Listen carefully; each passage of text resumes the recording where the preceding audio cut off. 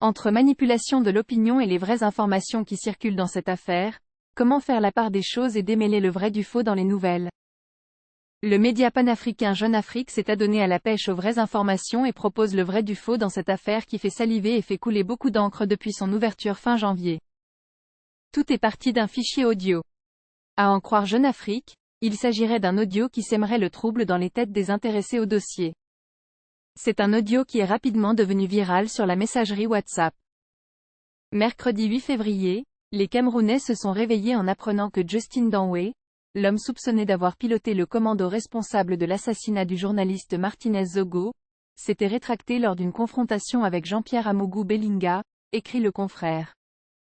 Jeune Afrique poursuit en indiquant que, selon l'auteur de cet audio, le lieutenant-colonel Danwé aurait affirmé aux enquêteurs que son précédent témoignage avait été obtenu sous la pression. Or c'est précisément ce témoignage qui a mené à l'interpellation le 6 février de Jean-Pierre Amougou Bellinga, homme d'affaires controversé et influent qu'il avait désigné comme le commanditaire de l'assassinat. C'est aussi Danwé qui, dans ses premières déclarations, avait orienté les enquêteurs vers son patron, Léopold Maxime Eko, le patron de la Direction générale de la recherche extérieure, DGRE, avait, selon Danwé, été informé de ce qui se préparait, et vers une vingtaine d'autres personnes, soupçonnées d'être impliquées à des degrés divers.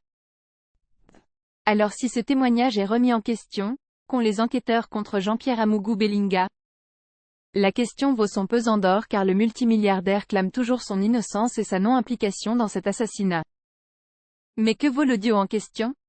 Il dure une dizaine de minutes et, sur les réseaux sociaux, il est attribué à Alain Ngouini, avocat au barreau du Cameroun, lequel est présenté comme l'un des défenseurs d'Amougou Bellinga.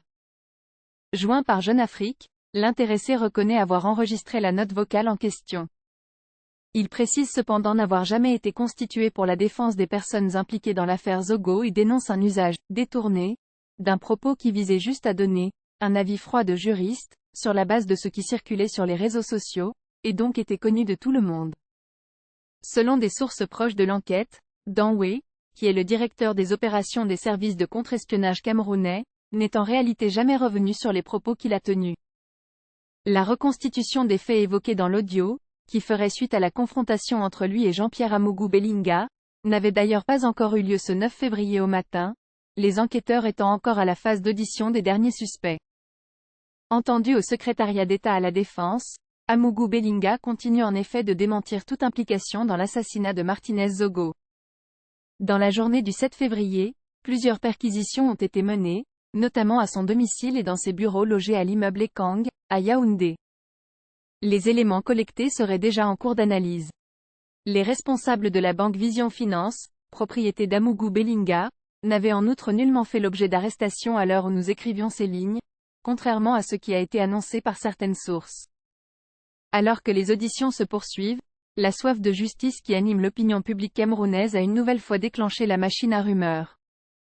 Dans une publication aujourd'hui supprimée, l'écrivaine Calixte Beyala affirmait ainsi que Amougou Bellinga avait avoué avoir assassiné Monseigneur Bala, évêque de Bafia dont le corps avait été repêché dans le fleuve Sanaga en 2017, avec les services secrets du pays et un ministre en fonction.